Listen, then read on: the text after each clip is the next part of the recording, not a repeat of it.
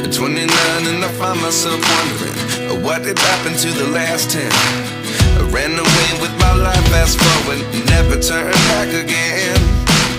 It's kind of funny that the more we pass time, the more we need to set them rewind. And 19 was the year I had to leave you, but now I'm seeing all the signs. Is this really happening? I can't believe it's true. I'm just... Bagaimana peluang yang dimiliki? Berhasil mengalahkan pertandingan.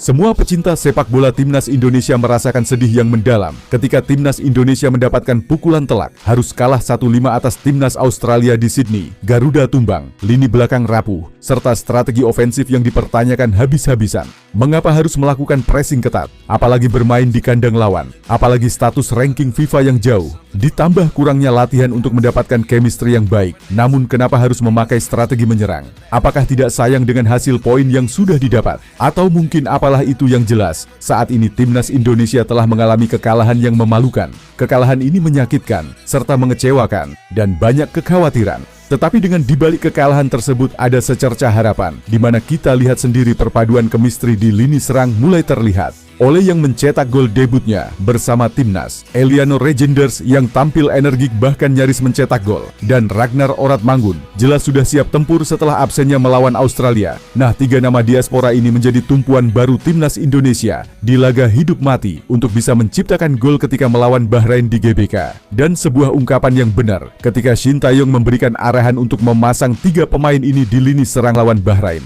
Nah, ngomongin tentang Bahrain, emang benar Indonesia itu adalah negara yang aman. Makanya Anda tidak perlu khawatir jika berada di Indonesia. Tidak perlu memakai perintis untuk bermain melawan Indonesia. Yang kalian butuhkan hanyalah sebuah mental, karena GBK nantinya akan full memerah.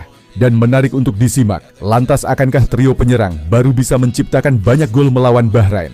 Dan seperti apakah timnas Bahrain yang dulunya takut ke Indonesia kini merasa tenang? Untuk itu, mari kita simak berita selengkapnya.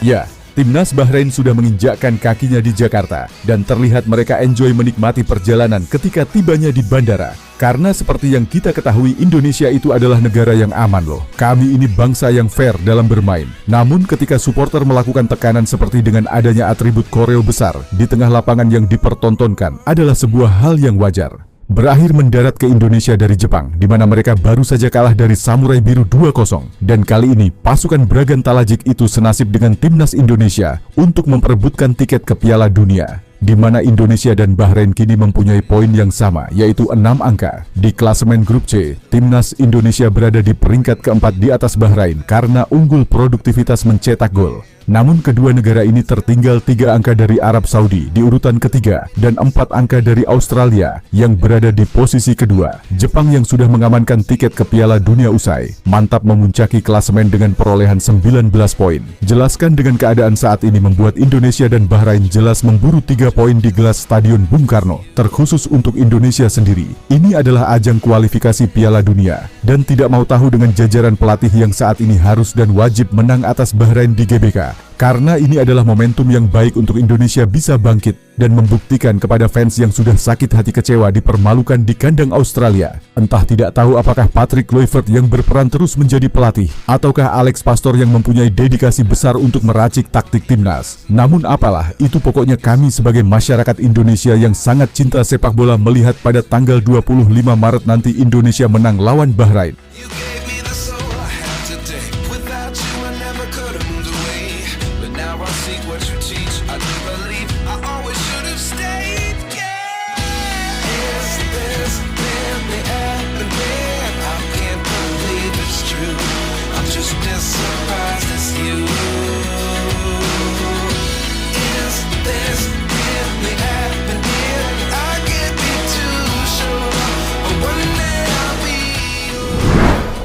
Ya, sekarang fokus timnas Indonesia beralih ke laga selanjutnya. ketika melawan Bahrain di GBK. Jelas ini bukanlah laga uji coba, melainkan ini adalah laga resmi kualifikasi Piala Dunia yang sudah lama dimimpi-mimpikan oleh pecinta sepak bola timnas Indonesia di seluruh tanah air.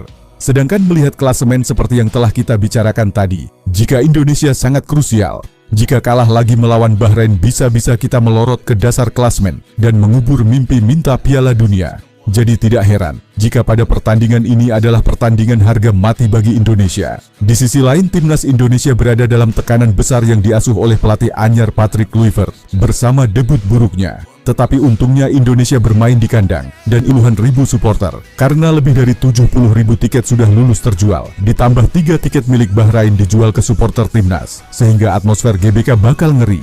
Selain itu, Patrick Kluivert benda tepatkan kabar baik ketika Ragnar Oratmangun udah bisa main, Emil Audero kemungkinan debu, dan pemain seperti Pelupesi yang mempunyai misi gelandang yang tangguh nantinya juga sudah dipersiapkan. Tetapi juga ada beberapa catatan ketika Mace Hilgers dan Sandy Walsh terancam absen karena cedera. Namun kemungkinan Rizky Ridho bermain pada laga nanti. Intinya Patrick Kluivert harus memutar otak karena lawan kita juga kuat. Is this really happening? I can't believe it's true. I'm just as surprised as you. Is this really happening? I can't be too sure, but one day I'll be yours again.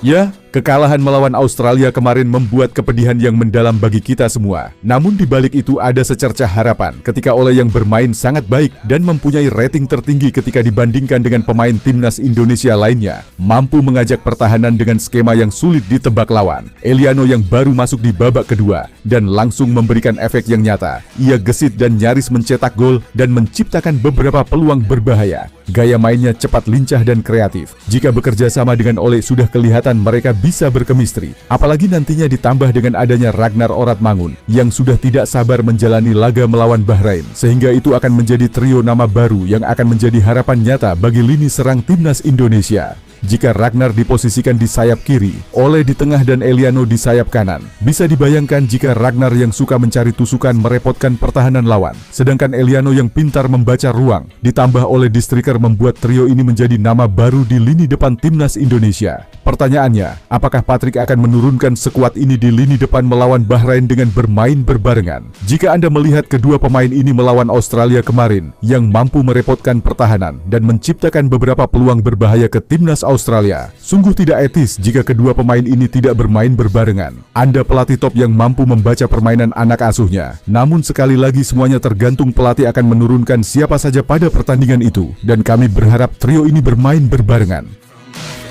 Life changes, just open the door. One thing certain, I'll always be yours.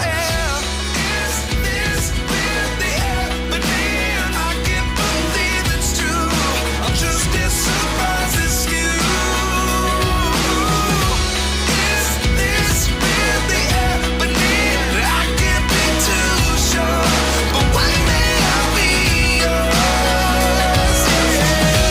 Is this Ya, pada pertandingan melawan Bahrain nanti memang hidup dan mati timnas Indonesia. Namun untuk itu, untungnya kita bermain di GBK dan Gelora Bung Karno dan full memerah. Dukungan supporter sudah luar biasa, dan yang paling penting kita mempunyai trio baru yang siap menggebrak pertahanan Bahrain. Sekarang Patrick berani apa tidak memainkan trio yang jelas-jelas sudah menjadi pembeda pada lawan Australia kemarin. Untuk itu kita nantikan saja bagaimana Coach Patrick menurunkan starting 11 timnas Indonesia melawan Bahrain dan membuktikan kepada seluruh masyarakat Indonesia jika dia mempunyai tanggung jawab besar terhadap timnas Indonesia meskipun baru saja menjalani debutnya. to the last 10. I ran away with my life, fast forward, never turn back again.